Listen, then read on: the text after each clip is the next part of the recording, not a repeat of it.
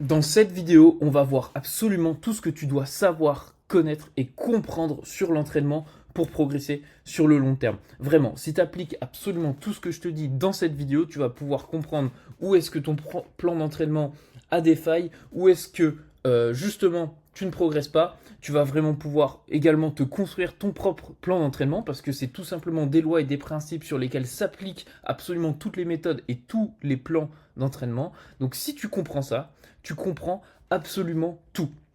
Je t'ai tout résumé ici, on va vraiment à l'essentiel, c'est vraiment des années et des années d'expérience à me prendre la tête sur des, des centaines de programmes, des dizaines et des dizaines de méthodes d'entraînement que j'ai testées, bref, je me suis tué à la tâche sur ça pour vraiment comprendre qu'est-ce qui, qu'est-ce qui était commun à tous les plans d'entraînement, à toutes les méthodes de l'entraînement qui fonctionnaient.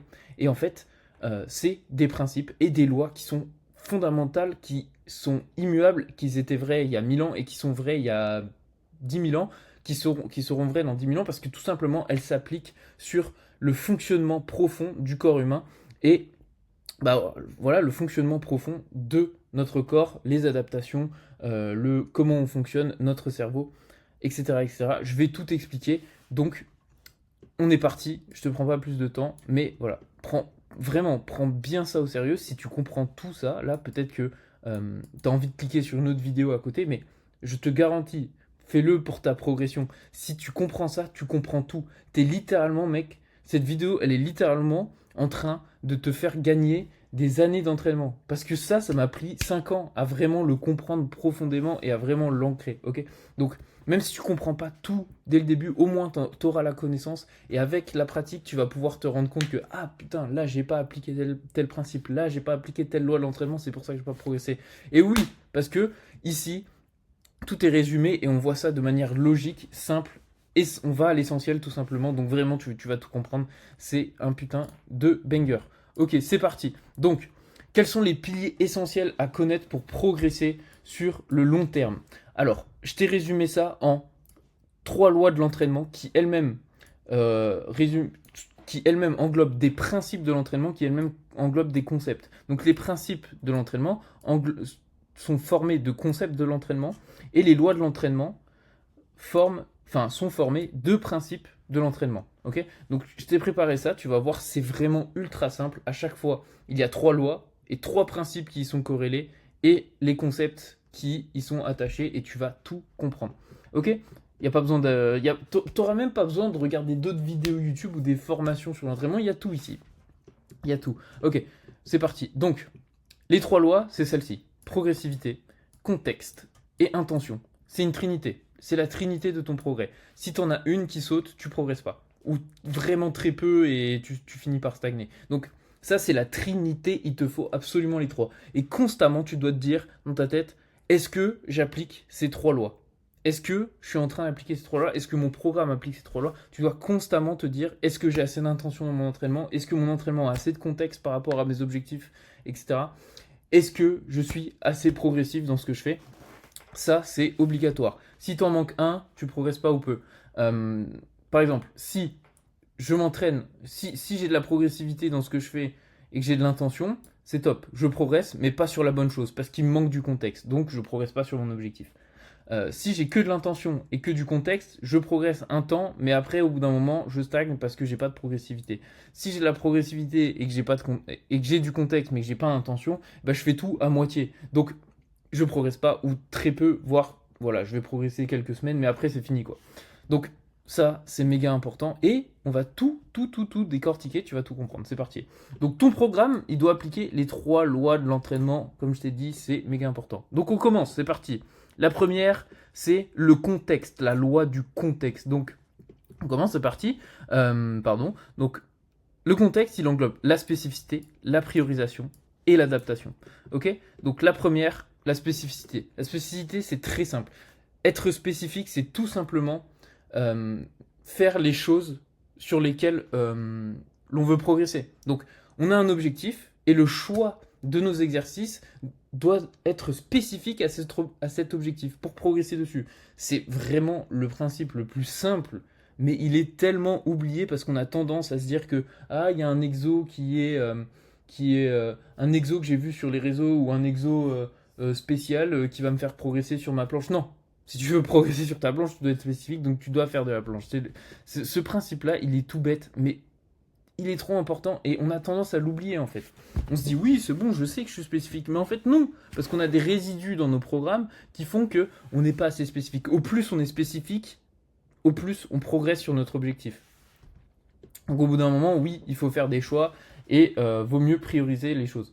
Donc voilà, donc si tu veux la full planche, donc si ton objectif c'est la full planche, tu dois t'entraîner à faire des planches et pas forcément des handstand push-up ni des pompes, tu vois. Genre, si tu fais que des pompes, t'auras jamais ta full planche. Si tu fais que des handstand push-up, t'auras jamais ta full planche. Si tu fais que des planches, oui, t'auras ta full planche. Ok, donc après, c'est un degré. C'est un pourcentage de progressivité. À quel point tu es progressif sur ton entraînement va déterminer à quel point tu vas progresser sur ton objectif. Regarde, ici, là, j'ai un premier entraînement avec 20 séries. J'ai 10 séries qui ne sont pas spécifiques à l'objectif. Donc, 10 séries, si par exemple c'est de la planche, c'est 10 séries de dips, ok. Et j'ai 10 séries qui sont spécifiques à l'objectif. Ici, j'ai 50% de spécificité. Là, on est d'accord.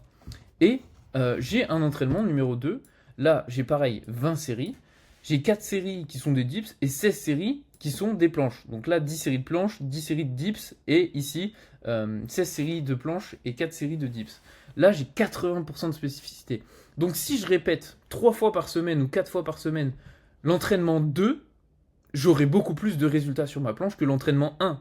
Ok, c'est logique. Ok, je pense que vous comprenez ce que je veux dire. Donc, au plus je vais être spécifique, parce qu'en fait, à l'échelle d'un entraînement, ok, faire moins de séries de planches à l'échelle d'un entraînement, ça va rien faire. Mais l'entraînement, c'est des effets cumulés. C'est un entraînement, deux entraînements, c'est des effets cumulés. Donc, si déjà sur un mois, si tu as 12 entraînements et que dans tes entraînements, tu as 16 séries de planches au lieu de 10, le nombre de volumes, le nombre de séries de planches et le volume total de planches, donc le volume total d'action que tu fais envers ton objectif, il est décuplé. Donc c'est pour ça, c'est au plus tu es spécifique, au plus tu vas progresser. Donc quelqu'un à 80% de spécificité va beaucoup plus progresser que quelqu'un à 50% de spécificité. Donc vraiment, vraiment, vraiment, les gars, ça c'est trop important. Donc voilà, ici on progresse plus. Donc ce qu'il faut que tu regardes, analyse ton programme et regarde à combien de pourcents tu es spécifique. Dans ton programme, tu as combien de séries et ton objectif. Il faut que tu te poses, en fait, que tu te dises c'est quoi mon vrai objectif. Mon objectif c'est la planche, c'est le handstand push-up, c'est quoi? C'est le front lever, c'est le muscle up? Ok. À partir de ça, tu te poses et tu te dis qu'est-ce que je veux réellement au plus vite et après je pourrais changer d'objectif par exemple. Le mieux c'est de séquencer ces objectifs. Et donc là tu te dis ouais, je veux vraiment la planche, genre c'est ça que je veux et en ayant la planche, je vais débloquer mes handstand push-up. Du coup, j'ai tout intérêt à être ultra spécifique sur la planche. Et là, j'analyse mon entraînement et je regarde que j'ai que 10 séries de planches sur 30 séries, admettons. Et bah, je vais augmenter, je vais changer mes exercices, je vais faire un meilleur choix d'entraînement. Alors attention, je vous dis pas de faire 20 séries de hold de planche et de faire la même chose pendant 20 fois.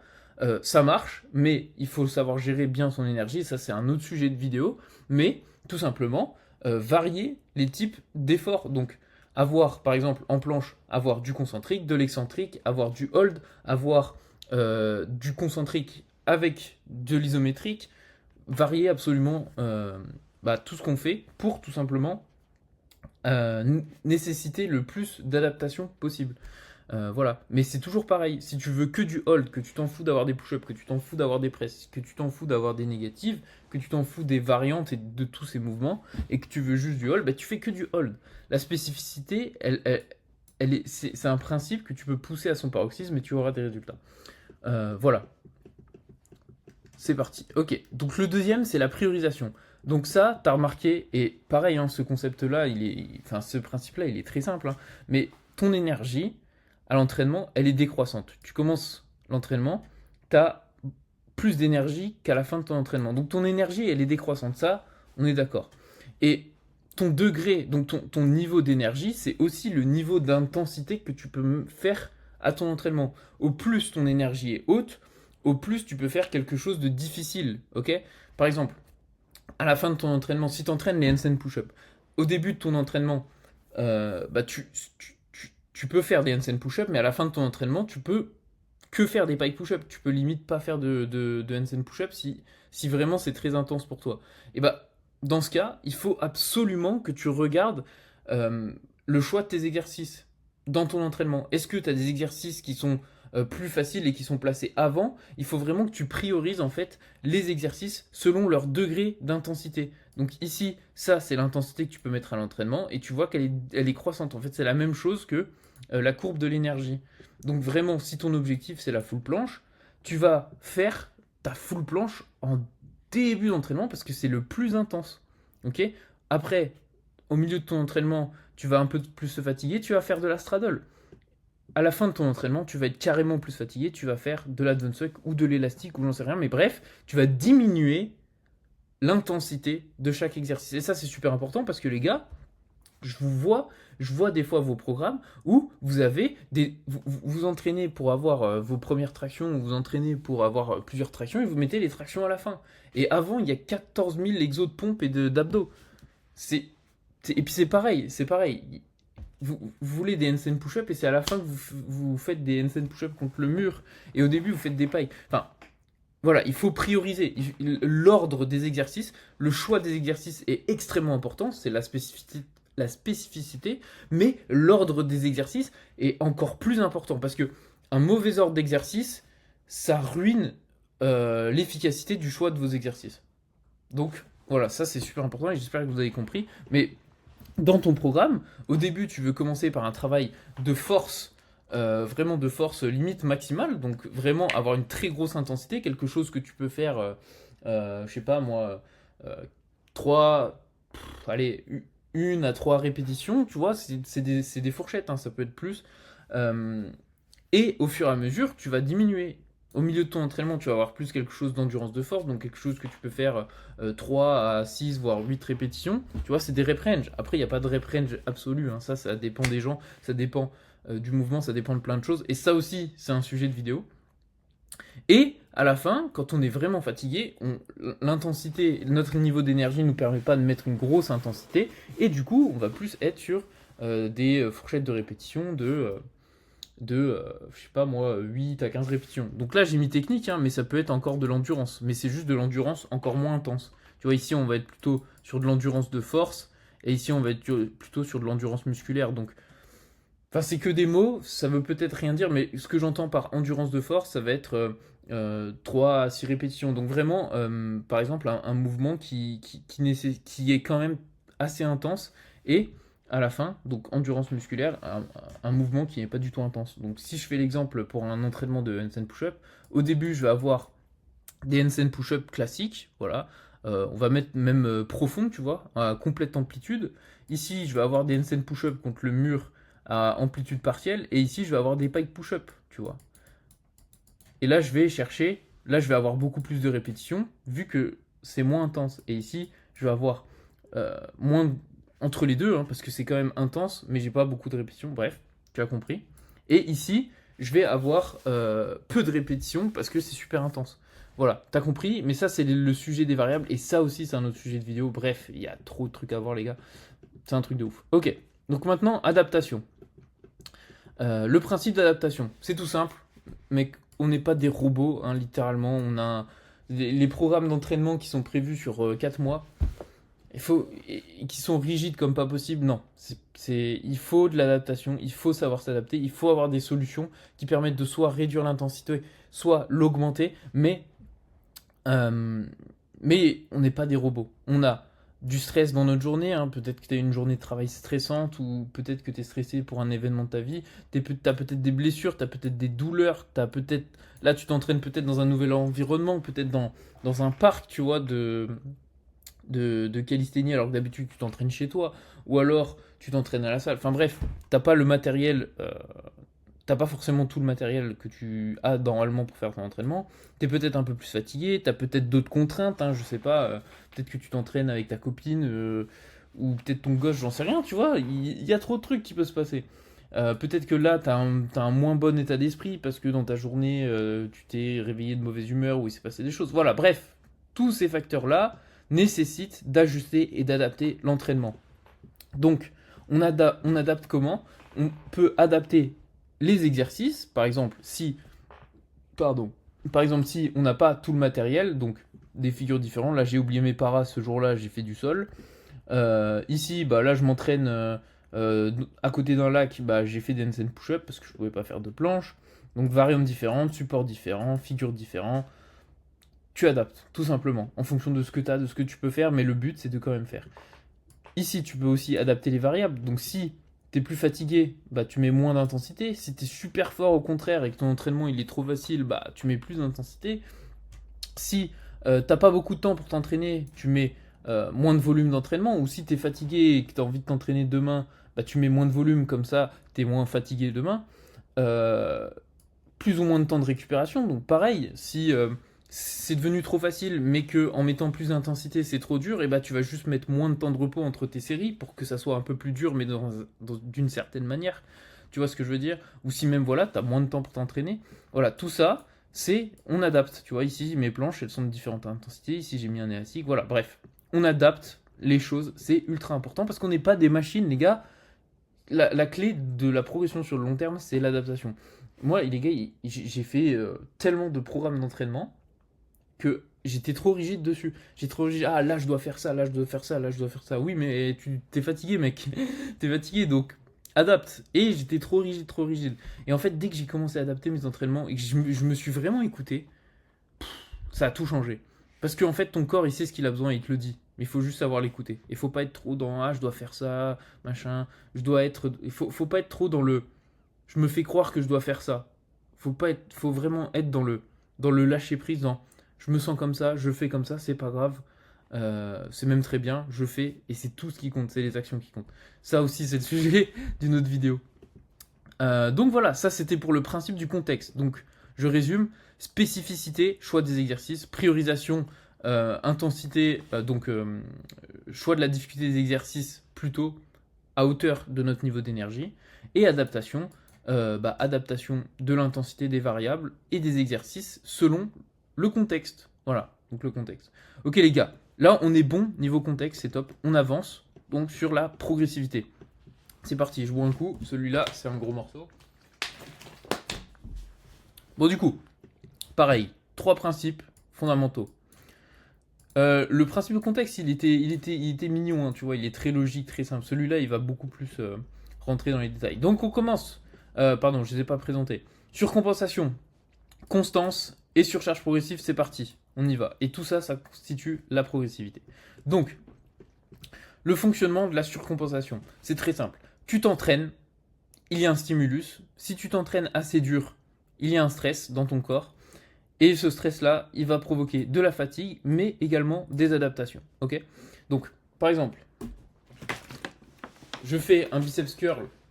Je fais un biceps curl avec ma bouteille. Bon, en fait, on voit rien. Mais bref, je fais un exercice pas intense. C'est juste un stimulus, mais ça va pas du tout stresser mon corps. Par exemple, si je sais faire 40 pompes et que j'en fais 20, il y a un stimulus. Il se passe quand même quelque chose. Mon corps fait des actions, j'ai quand même une action musculaire, etc. Je consomme quand même de l'énergie, mais ce n'est pas stressant, parce que c'est la moitié de mes capacités. Donc je n'ai pas de fatigue à faire 20 pompes quand je sais en faire 40. Voilà. Et j'ai pas non plus d'adaptation, parce qu'en fait, s'il n'y a pas de stress, il n'y a pas d'adaptation. Voilà. Donc, ça doit être assez lourd et assez quantitatif pour générer de la fatigue et des adaptations. Donc là, par exemple, je t'ai donné un exemple, je suis à la salle de muscu, je fais un biceps curl, ok? Si ce biceps curl, il est assez lourd, donc ça veut dire qu'il y a assez d'intensité, et qu'il est assez quantitatif, donc ça veut dire que je vais assez proche de mes capacités maximales, donc assez proche de l'échec, et ben je vais avoir des courbatures, et je vais provoquer une hypertrophie musculaire. Donc la fatigue, c'est j'ai des courbatures, ou pas, hein, mais courbatures ou fatigue musculaire, hein. Voilà, si tu as fait du biceps curl toute ta vie, tu n'auras pas de courbatures, mais si tu n'en as jamais fait, tu auras des courbatures. Et du coup, ici de la fatigue musculaire, mais l'adaptation, c'est une hypertrophie musculaire, donc un gain de muscle, logique. Ensuite, ici, j'ai un front lever. Donc là, c'est un exemple de street. Donc là, mon front lever.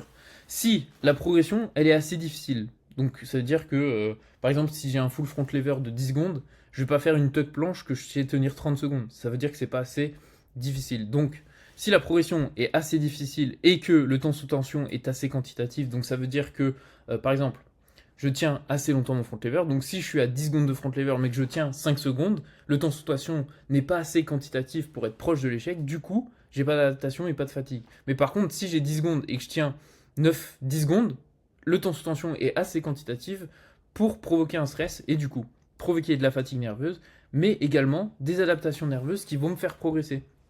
Voilà. Voilà, tout simplement. Ça, c'est le fonctionnement vraiment de l'adaptation et de l'entraînement. C'est le fonctionnement pur, pur, pur. C'est le concept du fonctionnement de l'entraînement. Ok. Et du coup, ça donne ça. Courbe de surcompensation. On illustre ça. Donc, ici, tu t'entraînes. Ce qui se passe, c'est que tu vas avoir de la fatigue pendant un temps donné. Ici, tu vois, tu as le temps. Et ici, tu as ton niveau, tout simplement. Donc, tu t'entraînes. Tu as de la fatigue. Dès que la fatigue, elle commence à s'atténuer et que tu commences à récupérer, tu vois que ton niveau, il remonte. Et en fait, ici, pourquoi c'est déplacé là? Mais voilà, en fait, ça fait comme ça. Tu vois que ton niveau, il remonte. Et au bout d'un moment, quand tu n'as plus de fatigue, quand tu vois, là, je suis fatigué. Là, je commence à fatiguer, là, je commence à fatiguer. Là, je suis au max de la fatigue. Là, je commence à récupérer. Là, j'ai quasi plus de fatigue. Là, j'ai plus de fatigue. Ok, top. Mais il n'y a pas que la fatigue qui est créée avec le stress, il y a aussi les adaptations. Du coup, là, j'ai plus de fatigue, mais j'ai également des adaptations. Du coup, ici, j'ai un effet de surcompensation qui fait que mon niveau, il est ici, maintenant. Et mon niveau est plus élevé qu'à mon entraînement il y a peut-être un jour, tu vois. Si là, c'était il y a 2 jours, ici, j'avais un jour, enfin, on va dire, ça, c'était dans l'heure de l'entraînement, et là, j'ai eu 2 jours de récupération. Et là, bam, j'arrive, 2 jours après, je suis meilleur que la dernière fois. Ça, c'est le principe de surcompensation. Voilà, c'est ultra simple. Fatigue, récupération et adaptation en plus qui font augmenter notre niveau. Voilà. Et en fait, ton niveau initial, enfin ton niveau du dernier entraînement, tu le récupères en fait dès que bah, t'as assez récupéré pour que tu aies un niveau équivalent. Quoi. Voilà. Donc, on va voir ça en détail avec le rapport fatigue-adaptation. Donc, tu comprends que tu t'entraînes. Donc, niveau initial, ici, tu t'entraînes. Donc là, tu as un entraînement. Tu as ton niveau initial. Ta fatigue, elle est au maximum parce que tu viens de t'entraîner. Au plus le temps il va passer, au plus ta fatigue, elle va diminuer. Ok? Mais tu t'entraînes, tu crées des adaptations. Parce que forcément, dès que tu t'entraînes, ton corps va créer des adaptations parce que tu fais le mouvement, tu as des adaptations nerveuses, la coordination, la synchronicité des unités motrices, etc. Ça aussi, c'est un autre sujet de vidéo. Il y a trop de trucs, les gars, mais ici, on est là pour vraiment être à l'essentiel et que ce soit applicable pour vous. Donc, bref, tu t'entraînes, tu as ton pic de fatigue qui est au maximum, ton pic d'adaptation qui commence à monter et qui est au minimum parce que tu commences à t'entraîner. Donc, tu t'entraînes. Au plus tu t'entraînes, au plus là, tu as la moitié de ton entraînement. Tu vois que, non, pas vraiment à la moitié de ton entraînement, mais bref, tu t'es entraîné et ta fatigue, elle diminue parce que tu commences à récupérer. Donc tu t'es déjà entraîné, hein, mais ta fatigue, elle diminue et tu commences à récupérer. Tes adaptations, elles montent et tu vois le moment où t'as, ton niveau d'adaptation, il est équivalent à ton niveau de fatigue, et bah tu récupères ton niveau initial. Donc tu récupères le niveau que tu avais à l'entraînement. Okay, et toute cette période où la fatigue est plus haute que les adaptations, donc toute cette période ici où fatigue plus haute que adaptation, et bah ton niveau il est inférieur à l'initial, c'est logique, ok? Et toute cette période inverse où ta fatigue elle est inférieure à tes adaptations, et bah tu as un niveau supérieur à l'initial. Donc dès que les adaptations elles sont supérieures à mon niveau de fatigue, et bah j'ai un meilleur niveau, tout simplement. Alors est-ce que les adaptations sont instantanées ou est-ce qu'elles viennent en même temps que la récupération, donc sur le temps? J'ai pas vraiment la réponse, mais faut comprendre que c'est ça. C'est qu'en fait, si tu arrives à l'entraînement et que tu as moins de performance que d'habitude, c'est que tu as encore un niveau de fatigue qui est trop élevé et que tu n'as pas assez récupéré. Voilà. Et si tu arrives à l'entraînement et que bah, tu es meilleur, bah, c'est que tu as un niveau d'adaptation qui a dépassé. Enfin, ça veut dire que tu as les adaptations et que tu n'as plus de fatigue. Tout simplement. Voilà, donc ça c'est le rapport fatigue-adaptation qui est ultra important à comprendre. Et du coup, ta progression, t'as compris, c'est quand tes adaptations sont supérieures à ta fatigue. Donc, qu'est-ce que tu dois faire? À chaque entraînement, tu dois euh, faire en sorte d'avoir... En fait, si tu veux, à chaque fois que tu veux t'entraîner, tu veux faire en sorte que tu aies moins de fatigue pour justement avoir un meilleur niveau. Alors attention, parce que du coup, on peut faire comme ça, mais il y a aussi d'autres manières de faire qui sont la surcompensation, la supercompensation. On a la surcompensation ici, qui est le fait de faire, donc voilà, de s'entraîner dès qu'on a récupéré, mais la supercompensation, c'est le fait de faire plusieurs entraînements qui vont encore plus nous fatiguer, mais avec une période de récupération plus longue qui font que on a encore plus d'adaptation. Ça, c'est la super compensation, c'est de la surcompensation, mais par effet cumulé. Mais bref, je suis encore en train de m'éparpiller, c'est encore une fois le sujet d'une autre vidéo, mais là, tu as compris le principe de surcompensation. En gros, je résume, tu t'entraînes, tu as un stimulus. Si ce stimulus il est assez intense et assez quantitatif, tu as un stress, tu provoques de la fatigue et des adaptations. Et à la seconde où tes adaptations sont supérieures à ton niveau de fatigue, tu as progressé. Et à la seconde où ta fatigue est encore trop supérieure au niveau d'adaptation, tu as un niveau qui est encore inférieur à l'initial. Donc tu vas pas forcément progresser. Donc il faut juste laisser le temps. Voilà. Et là tu comprends que la récupération, c'est aussi important que l'entraînement. Voilà. Bref, tu as compris, c'est parti, on enchaîne. Le principe de constance. Donc, très très simple. Très très simple, je vais être le plus rapide possible. La causalité. La causalité. Je tape sur ma table. Qu'est-ce qui se passe? Je tape sur ma table. L'effet, c'est il y a un bruit, il y a une vibration. Si je tape plus fort, ma table se casse. Toute action a un effet. Donc, cause-effet. Ok? Donc, c'est noté ici. Cause-effet. Logique. Donc, tu t'entraînes assez intensément. Ça, c'est la cause. L'effet, tu as des adaptations et de la fatigue. Donc, choc, onde. Entraînement, adaptation. Voilà. Rien de plus simple, c'est littéralement le principe de surcompensation. Mais la constance, on va le comprendre qu'en fait, c'est cette causalité, mais sur le temps. Donc, en fait, ce qu'il faut que tu comprennes, c'est qu'avoir une full planche, avoir un physique, ça prend pas 2 minutes. C'est pas je m'entraîne une fois et oh bam, j'ai mon physique, j'ai ma full planche, c'est incroyable. Non, ça prend du temps. Ça prend des effets cumulés. En fait, tu vois, c'est tu t'entraînes et ton niveau il monte au fur et à mesure. C'est des effets cumulés.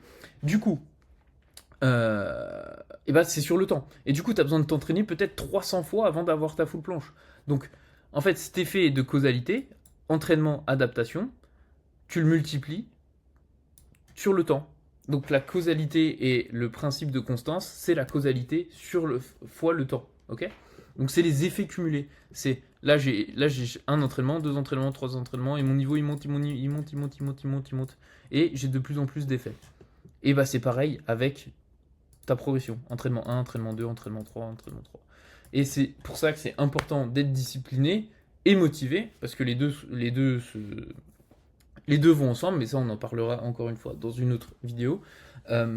Et tout simplement, voilà, c'est important d'être constant. Si on n'est pas constant, il n'y a pas de progrès. Si on s'arrête, tu n'auras pas ton objectif.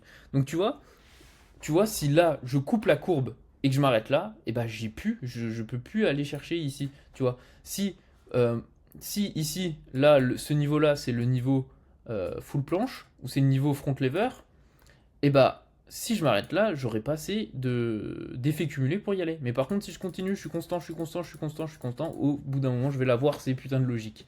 Donc, action, effet, donc action qui donne des effets, fois le temps. Simple que ça, les gars. Je pense que je vous apprends rien. Bref. Ensuite, on a la surcharge progressive. Et c'est là que c'est important à comprendre. Parce que c'est ça, la progressivité, c'est la surcharge progressive. Donc, en fait, si tu as compris, tu t'entraînes, tu as un stimulus, tu as un stress, tu as de la fatigue, tu as une adaptation. Super, ça c'est une fois. Si tu appliques la constance dessus, tu t'entraînes et tu as plusieurs surcompensations qui s'enchaînent, ok, c'est super, donc tu progresses en constant. Mais attention, si tu as plusieurs surcompensations à chaque fois, mais que tu fais la même chose tout le temps, tu vas pas progresser sur le long terme parce qu'au bout d'un moment, le stress, parce qu'au bout d'un moment, le stimulus ne devient plus un stress. Si tu veux, la surcompensation, elle fait en sorte que le stress n'en soit plus un. Ok? Et du coup, si tu fais des séries de 10 pompes, au début c'est traumatisant, c'est stressant, mais au bout de 4-5 entraînements, 10 pompes c'est plus du tout stressant vu que tu sais en faire 20. Et du coup, tu progresses plus. Parce qu'il n'y a plus de stress, ça devient juste un stimuli. Ok? Donc, pour la surcharge progressive, on doit augmenter le stimulus pour qu'il provoque un stress. Donc, ça se fait par le volume, donc à l'échelle d'un entraînement, tout simplement faire plus de séries que la dernière fois, À l'échelle d'une série, donc faire plus de répétitions. Il y a mon iPad qui s'est activé. Donc à l'échelle d'une série, c'est faire plus de répétitions ou avoir plus de tempo. Donc par exemple faire ces répétitions plus lentes ou avoir un dead stop. Ok. Donc ça, on augmente tout simplement la quantité de ce qu'on sait faire. Donc la dernière fois, j'ai fait une série, j'ai fait 4 séries de traction. Là cette fois-ci, j'en fais 6, tu vois. Ou la dernière fois, j'ai fait 4 séries de 10. La prochaine fois, j'en fais 12, tu vois. Ok.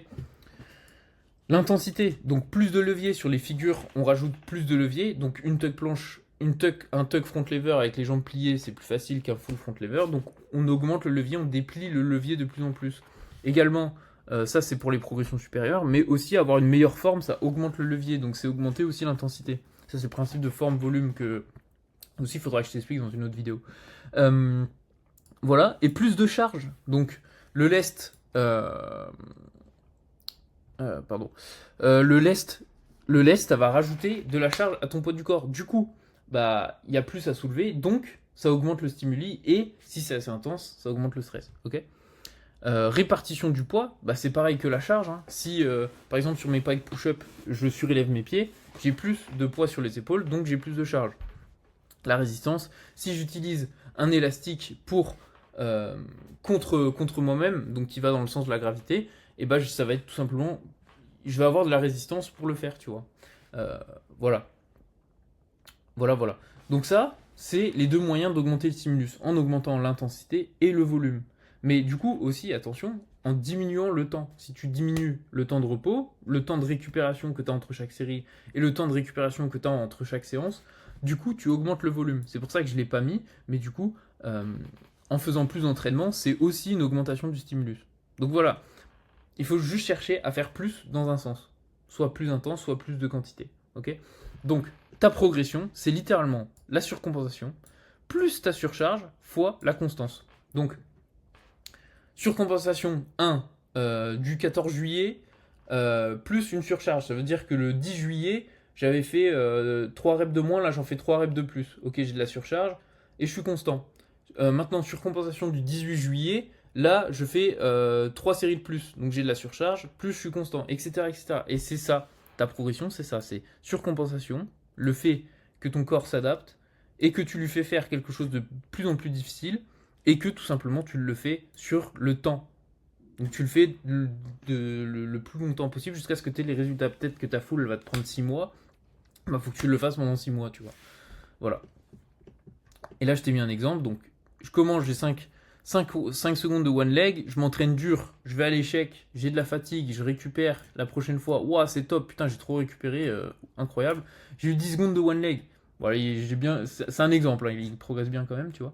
Mais après rebelote, hop, on refait la même chose, et en fait si tu regardes, c'est littéralement la même chose que la surcompensation, mais sur le temps, ici. Et en fait, tu vois, tu fais ça, et regarde les effets cumulés, même chose, c'est la même chose. Et là, je t'ai dit quoi? C'est surcompensation plus surcharge fois constance. Du coup, c'est ça. Là, c'est ta progression. Elle doit être comme ça. Elle doit être comme ça. Et au fur et à mesure, tu augmentes le niveau de ce que tu fais jusqu'à avoir ton objectif. Et là, tu vas avoir du coup ta courbe de progression. Voilà. Donc voilà, surcompensation plus surcharge fois constance égale progressivité égale progression. Tout simplement. Voilà, ça c'est le principe de progressivité. Donc je résume, la surcompensation, stimulus assez intense et assez volumineux égale stress, engendre fatigue et adaptation. Ensuite, constance, simple fait, causalité, donc action, résultat sur le temps. Donc fois le temps. Donc je fais une action qui a un résultat, donc je m'entraîne, j'ai des adaptations et je le fais assez longtemps. Donc je le fais sur le temps. Je suis constant avec cette sur la causalité, je suis constant dessus. Voilà. Et surcharge progressive, tout simplement, je cherche à augmenter le volume et l'intensité. Du coup, surcompensation, j'ai mon stimulus, j'ai mon stress qui me provoque de la fatigue et des adaptations, que je suis constant avec et que à chaque fois je rajoute un peu plus de stimulus. Du coup, j'applique la progressivité et ça fait exactement comme ce que je t'ai montré ici. Voilà, j'espère que c'est ultra clair, mais là, tu as tout compris. Et voilà, je rentre pas dans les détails du pourquoi, du comment, de telle intensité, de machin. Là, c'est des principes fondamentaux. C'est des trucs que si tu suis ça et que tu l'appliques dans ton programme et que tu le fais, t'as des putains de résultats, c'est mathématique. Et avant qu'on attaque sur la dernière loi, si tu veux me parler de tes entraînements, de tes problématiques, de ce qui te bloque, que tu as besoin de mes meilleurs conseils ou quoi que ce soit, tu peux prendre 30 minutes en description. C'est complètement offert. Réserve un appel avec moi. J'ai vraiment, j'ai rien à te vendre. Ce n'est pas un appel de vente. Vraiment, ces 30 minutes, elles sont pour toi. Je verrai comment je peux t'aider. Et si bien sûr, tu veux aller plus loin, on verra comment on pourra travailler ensemble. Mais encore une fois, c'est pas obligé. Donc, si tu veux en profiter, il y a en description. On y retourne. Ok, maintenant, la dernière loi de l'entraînement, et celle-ci, putain, personne n'en parle. Mais pour moi, elle est essentielle en fait. Parce qu'il y a des gens qui ont le meilleur programme d'entraînement. Parce qu'en fait, si tu veux, les deux lois-là, c'est ton programme d'entraînement. C'est ce qui va faire ton programme d'entraînement, ok? Ton plan d'entraînement, ton programme d'entraînement. Mais ça, c'est pas forcément ton plan d'entraînement, sauf l'adhérence. Mais c'est surtout ton comportement à l'entraînement, ce qui va être lié à ton état d'esprit, etc. Et ça, bah ça joue, c'est pas ça joue énormément, c'est que ça fait tout, littéralement. Donc, l'intention, 3 principes, encore une fois, les ressources, l'adhérence et la raison. Et oui, tu vas comprendre. Donc, les ressources, c'est tout simple. Quand tu es à l'entraînement, il te faut 4 ressources pour que tu fasses un bon entraînement. Si tu en manques une, ton entraînement est moins bien. Si tu en manques 2, ton entraînement est vraiment moyen. Si tu en manques 3, ton entraînement est nul. Si te manque les 4, il y a limite pas d'entraînement. Tu vois?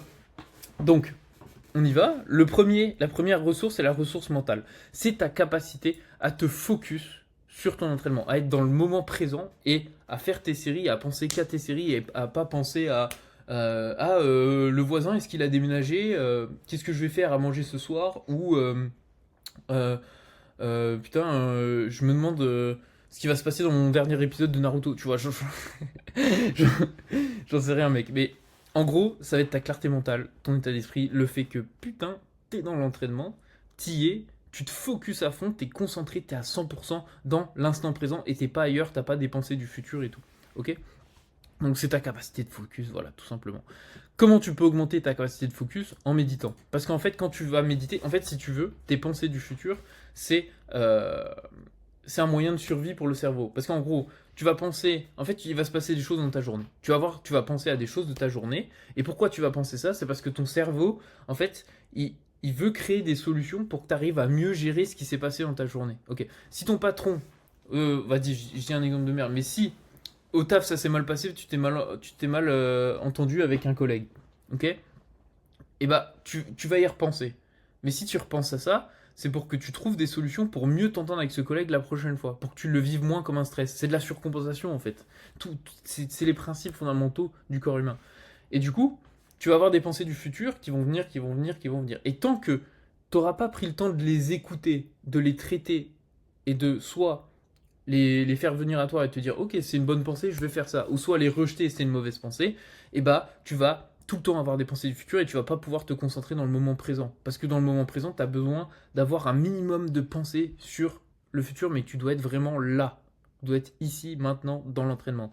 Donc pour méditer, donc quand tu médites, méditer, c'est pas forcément se poser et faire et méditer les yeux fermés, c'est simplement aller marcher, prendre une douche. Pourquoi est-ce que tu as des idées quand tu prends des douches? Parce que tu laisses tes pensées venir, c'est le seul endroit où tu n'es pas stimulé, ok? Et bah quand tu vas marcher, t'es pas stimulé, tu as des pensées qui te viennent. Quand tu médites, tu fermes les yeux, que tu respires, tu as des pensées qui te viennent. Donc tout ça, c'est un moyen de te libérer des pensées du futur et de libérer de l'espace mental. Tu dois libérer de l'espace mental pour avoir des pensées du présent, être dans le présent et pouvoir t'entraîner dans le présent, ok? Let's go. La visualisation, c'est pareil, c'est une méditation, mais où tu te concentres sur ce que tu vas faire maintenant. La méditation classique sans visualisation, c'est tu vas juste faire venir les pensées et les traiter. Et la visualisation, c'est tu vas t'imaginer ce que tu es en train de faire. Si là, je suis en train de faire mon handstand push-up, je vais m'imaginer vivre la situation, pas à la troisième personne, à la première personne. Je m'imagine en train de faire un handstand push-up, la trajectoire, l'explosivité que je dois mettre, etc., etc. La visualisation, ultra important, c'est un cheat code. Tu peux utiliser de la cohérence cardiaque. Donc la cohérence cardiaque va te permettre de te recentrer sur le présent parce que tout simplement, ça va diminuer le battement de ton cœur et du coup, tu vas pouvoir beaucoup plus te recentrer sur le présent parce que au plus ton cœur il bat vite, au plus tu es stressé, au plus tu es dans le futur, au plus ton cœur il bat lentement, au plus tu es serein, tu es dans le présent et tu as des pensées du présent. Voilà, ça c'est le mental ultra méga important. Donc si t'as pas l'aspect mental, si t'es pas focus dans l'entraînement, bah oui, tu fais un moins bon entraînement. Donc maintenant, le psychique. Donc ça, c'est la capacité de gestion de tes émotions. Donc, est-ce qu'à l'entraînement, tu vas être dans des mauvaises émotions? Est-ce qu'à l'entraînement, tu vas être ultra motivé? Parce que, en fait, la motivation, c'est une émotion. Donc, est-ce que dans l'entraînement, tu vas te rappeler de ta vision, du pourquoi tu fais ça? Et est-ce que tu vas être motivé? Donc, ça passe par écouter de la musique, regarder des contenus, donc par exemple regarder des vidéos de mecs qui te motivent, ou être dans un environnement motivant. Si t'es dans un parc qui fait beau, t'as des bonnes émotions, t'es là, t'arrives à être plus dans le moment présent, du coup, t'as des bonnes émotions, et tout simplement, t'arrives mieux à performer. Donc voilà, est-ce que tu vas réussir à capter ces émotions, qui sont soit négatives ou soit positives, et est-ce que tu vas les réussir à les mettre dans ton entraînement? Par exemple, si en ce moment tu te sens, je sais pas, tu te sens triste, est-ce que tu arriverais à les mettre dans ton entraînement et les utiliser comme force? Ou est-ce qu'en ce moment tu te sens super heureux, est-ce que tu arriverais à le retranscrire dans l'entraînement pour mettre plus d'énergie et plus d'intention dans ce que tu fais? Voilà, c'est ça le psychique. Donc ça, pareil, ultra important. Si t'as aucune émotion à ton entraînement, bah ok, tu peux être focus, tu peux être bien, tu peux faire un bon entraînement, mais les émotions sont un boost. Si à l'entraînement, si sur ta série t'es énervé de ouf, tu t'énerves sur ta série, bah tu vas faire plus de répétitions, tu vois, c'est logique. Voilà. Maintenant, le facteur cognitif, c'est ta capacité de compréhension. Donc ta capacité de proprioception, donc ta capacité à comprendre ce que tu as à faire, si tu dois faire un handstand push-up, si tu comprends rien et que tu sais pas quelles actions faire, ton handstand push-up, il va être plus difficile. C'est normal. Et tu as compris, tu as vu quand tu arrives à ton entraînement, tu es beaucoup moins dedans d'un point de vue technique, tu as besoin limite de chauffer ta technique, de faire quelques handstands avant de lancer par exemple ton handstand push-up. Pareil, si tu fais des planches ou des front levers, tu as besoin peut-être de le faire à l'élastique ou dans une progression inférieure pour te rappeler de la technique, te rappeler de ce que tu dois faire et tu dois te remémorer ce que tu as à comprendre sur ton entraînement pour tout simplement avoir une meilleure proprioception et avoir une meilleure idée de ce que tu dois faire. Ok, donc ça c'est ta capacité de compréhension. Donc c'est les informations que tu as. Par exemple, si tu as un coach ou que tu as vu une vidéo qui t'aide, et bah, tu vas te rappeler que, ah oui, dans la handstand push-up, je vais essayer de rentrer mes oreilles dans mes épaules. Ah oui, en planche, je vais essayer, je sais pas moi, de regarder devant. Tu vois, c'est les informations là qui vont t'aider à comprendre et qui vont optimiser du coup ta performance. Et ça c'est le feedback que peut te donner un coach et c'est pour ça que c'est super puissant. Ensuite, bah, c'est la répétition, hein, tout simplement. Si tu répètes un mouvement, t'as vu, quand tu répètes un mouvement, à la fin de ton entraînement, d'un point de vue technique, tu es bien plus fort qu'au début. Parce que tu as répété, répété, répété, et le mouvement, tu le vois, tu le sens, parce qu'il est, il est pas ancré, mais il est dans ta mémoire vive, si tu veux. Il est là, tu l'as répété, il est dans ta mémoire à court terme. Voilà. Et la conscience, ça va être à quel point tu arrives à mettre de la conscience sur ce que tu fais. Donc à quel point tu arrives à te dire, ok, là j'ai fait une planche, là j'ai fait un handstand push-up, j'ai ressenti que j'avais moins de protraction. Donc la prochaine série, je vais faire plus de protraction. Donc par exemple, si tu te filmes, tu vas mettre de la conscience, tu vas regarder ta vidéo, tu vas te dire, ah ouais, là je suis pas allé assez vers l'avant. Ok, prochaine série, je vais plus vers l'avant. Je mets de la conscience sur ce que je fais. Voilà, ça c'est la ressource cognitive.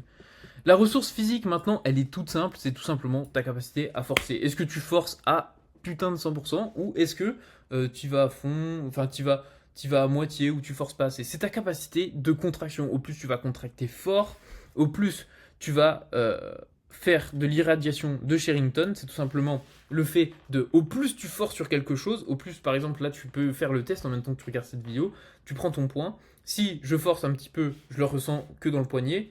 Si je force plus, je le ressens dans le bras. Si je force plus, je le ressens dans l'épaule. Si je force plus, je le ressens dans le corps. Et si je force à fond, je le ressens dans la tête, je le ressens dans tout le corps en fait. Au plus tu vas forcer sur une zone, au plus ça va s'irradier sur les autres zones. Donc ça va dépendre de ton intégrité. Si forcément tu es blessé ou tu as des douleurs, tu vas pas réussir à forcer à 100% parce que tu vas être retenu par ça. Ça dépend également de ton système nerveux. Est-ce que tu es vraiment frais d'un point de vue nerveux ou est-ce que tu es un peu éteint et tu n'arrives pas à forcer correctement? Et de ta santé, si tu es malade, mec, si tu as la fièvre, si tu as une diarrhée ou je sais pas quoi, bah c'est pareil, tu vas pas réussir à forcer comme tu veux. Voilà, donc ta capacité de concentration. Et ça, c'est les 4 ressources. Et réfléchis bien, si tu les as, si t'as les 4 à l'entraînement, mec, c'est bon, t'es juste trop fort. Donc, quelles ressources manquent à... Donc voilà, la question que tu dois te poser, c'est quelles ressources manquent à mon entraînement? Donc s'il me manque le mental, bah je sais qu'il faut que je fasse ça. S'il me manque le psychique, je sais qu'il faut que je fasse ça. S'il me manque le cognitif, il faut que je fasse ça, etc. etc. Par exemple, intégrité, bon bah si je suis courbaturé là, physique, donc sur le physique, si je suis courbaturé, bah je vais masser les muscles. Ça sera plus facile, je sentirai moins mes courbatures et je pourrai plus forcer. Tu vois? Ok. Maintenant, donc donc, quelles ressources manquent à mon entraînement? Et là, tu cherches une solution, sachant qu'elle est propre à chacun. Ici, je t'ai montré des exemples, mais elle est propre à chacun, cette solution-là. Ensuite, tu testes, tout simplement. La meilleure solution pour activer une ressource, c'est de tester. Donc, qu'est-ce qui va faire que toi, tu vas réussir à te remettre dans le moment présent? C'est pas forcément une méditation, ça peut être simplement, je sais pas moi, marcher, tu vois, ça peut être... Bref, tu as forcément une solution qui te permet de te sentir mieux, qui te permet d'activer plus une ressource à l'entraînement et qui te permet de faire un meilleur entraînement. Et on le fait tous inconsciemment. Naturellement, on a un peu nos rituels qui font qu'on augmente nos ressources. Tu vois, par exemple, naturellement, on va regarder des vidéos de motivation avant d'aller s'entraîner pour augmenter cette ressource-là, tu vois. Donc c'est que ça. C'est que ça, c'est que ça. Voilà. Donc il faut que tu testes et que tu trouves voilà, qu'est-ce qui te permet d'avoir les 4 ressources. Et si tu arrives à trouver qu'est-ce qui te permet d'avoir les 4 ressources à l'entraînement, bah mec, à chaque fois tu fais un bon entraînement. Et ça c'est ouf. Parce que quand tu as les 4 ressources, tu as 100% d'intention, donc tu vas 100% dans ton entraînement, donc ton entraînement il est optimisé à 100%. Si tu n'as que 3 ressources, tu es à 75%. Si tu n'en as que 2, tu es à 50%. C'est pour ça que je te dis, la trinité, progressivité, contexte, intention, si ton intention elle est à 50%, tu progresses à 50%. C'est ouf. Non, c'est pas exactement 50%, tu vois, parce que c'est un spectre. Tu peux être à 70 dans le physique, à 100 dans le mental, à 20 dans l'émotion, tu vois. C'est pas exact, mais t'as compris. Au plus tu maximises ça, au plus tu maximises ton efficacité à l'entraînement, au plus tu maximises du coup tes progrès. C'est tout. Parce que ton intention, c'est l'intensité que tu vas mettre dans l'effort. Forcément, si t'es au max du max d'un point de vue focus, t'es au max du max d'un point de vue émotion, t'es ultra motivé, t'es au max du max d'un point de vue compréhension, t'as tout compris, tu vois le mouvement, et t'es au max du max de comment tu dois forcer, bah mec, ça va être ta meilleure série, tu vois. C'est ton meilleur entraînement, tu vas pouvoir forcer à fond. Tu vas pouvoir mettre une intensité d'effort qui est grandiose, tu vois. Donc voilà. Et forcément, du coup, ton pourcentage d'intensité, à quel point tu forces, à quel point il y a de l'intensité dans ton effort, ça va être ton signal d'adaptation. Parce qu'au plus tu vas forcer, et au plus tu vas réussir à aller loin dans l'effort, au plus ça va être perçu comme un stress, et au plus tu auras un grand signal d'adaptation pour ton corps. Et du coup, au plus tu vas progresser. Donc ton pourcentage d'adaptation, d'intention, égale ton pourcentage de signal d'adaptation. Et oui, donc la grandeur de ton signal d'adaptation. Et au plus ton pourcentage d'intention est grand, au plus il égale ton pourcentage de progression, du coup. Et oui, donc optimiser son intention, c'est optimiser sa progression. C'est logique. Ok, let's go pour les ressources, c'est un gros morceau, celui-là, mais ultra important. Maintenant, l'adhérence. Donc, l'adhérence, c'est le degré d'engagement à ton entraînement, ton programme. Est-ce que tout simplement, t'aimes ce que tu fais, t'aimes ton programme, t'aimes tout ça. Et... Euh, et, euh, et voilà. Et en fait, ça va définir ton application sur le long terme. Donc l'application, en fait, si tu veux, l'adhérence, c'est ce qui va faire que tu vas réussir à mettre de l'intention dans ce que tu fais.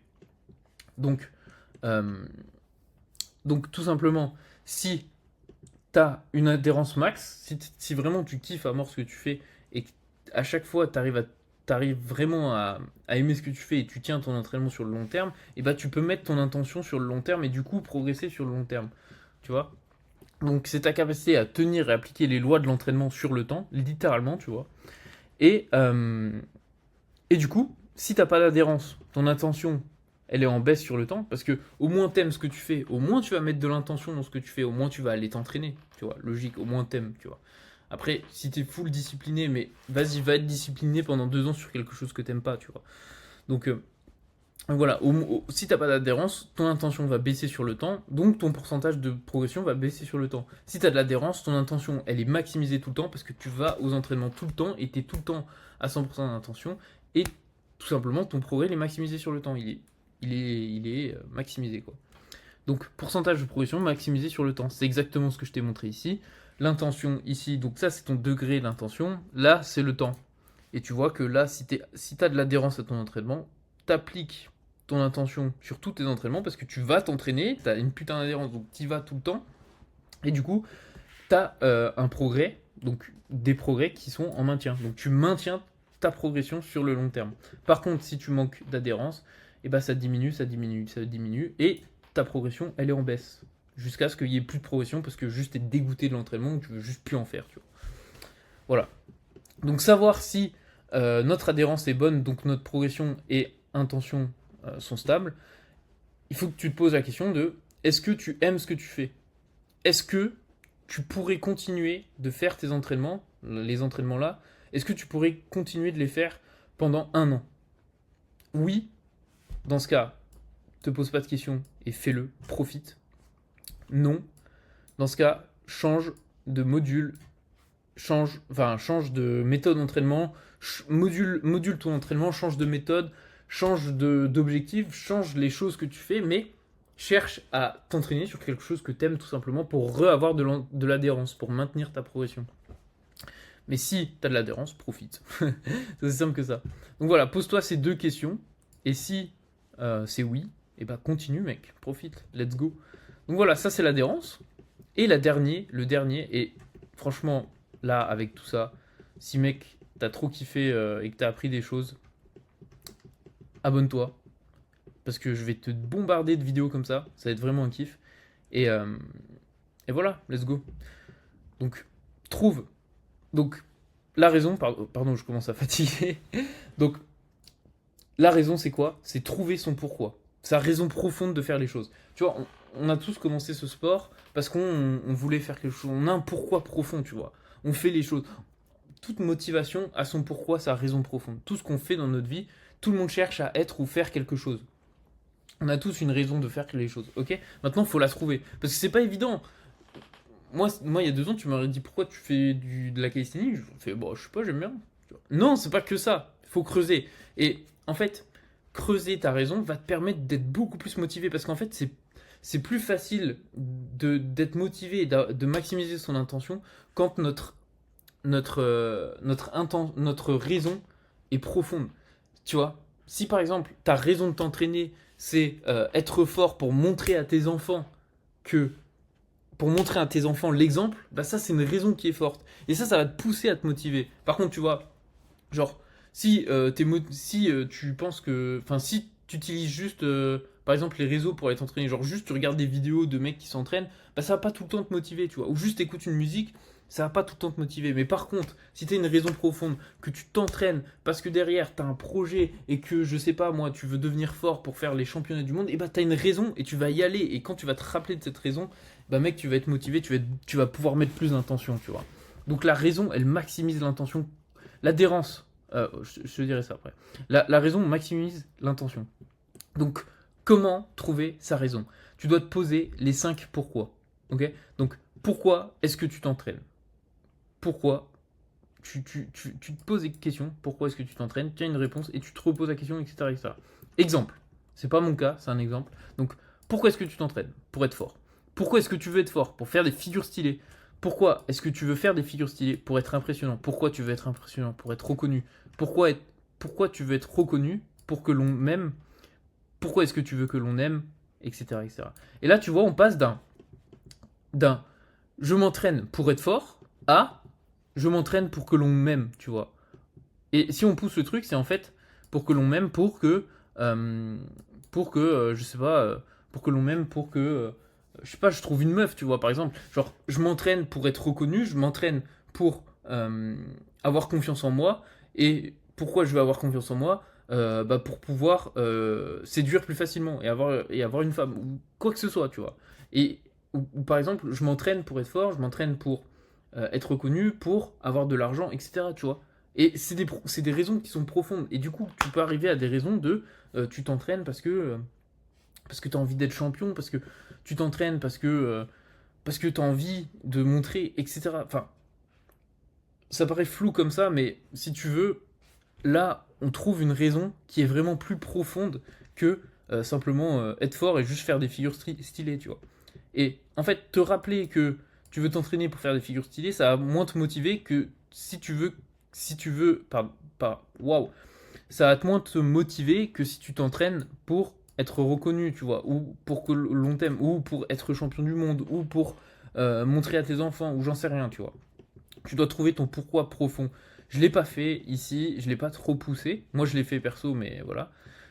Mais fais-le. Fais-le, mec. Après cette vidéo, fais-le. Et du coup, se rappeler de sa raison est bien plus puissant que de se rappeler d'un simple objectif ou d'une simple motivation. Voilà. Donc, je résume. L'intention, mec. L'intention, c'est littéralement donc les ressources que tu appliques à l'entraînement, l'adhérence et la raison. Donc, les ressources, c'est ce qui va faire que ton entraînement, tu vas mettre de l'intention au max. Donc, c'est ce qui explique que tu as une intention à tel ou tel pourcentage. L'adhérence, c'est ce qui va te faire tenir l'intention sur le long terme. Et la raison, c'est ce qui va amplifier l'intention, tout simplement. Voilà. Et là, tu as les 3 lois de l'entraînement, mec. Tu as absolument tout. Si tu appliques tout, tu vas trop progresser. Et mec, j'ai passé pas mal de temps sur cette vidéo. J'espère que ça t'a plu. J'espère que t'as kiffé. J'espère que t'as appris des choses. Et si jamais tu veux me parler de tes entraînements, de tes problématiques ou de quoi que ce soit, dans la description, il y a 30 minutes avec moi. Ces 30 minutes, elles sont pour toi. Je te les offre. On va parler de ce que tu veux. Je vais te donner mes meilleurs conseils. Voilà, c'est pas un appel de vente. Tu peux mettre ta carte bleue au frigo si tu veux. Vraiment, c'est juste 30 minutes. Elles sont là, elles sont pour toi. Je suis juste là pour te donner tout ce que j'ai. Donc voilà, n'hésite pas, profites-en, prends un appel et let's go. Prends soin de toi, entraîne-toi bien et sois fort.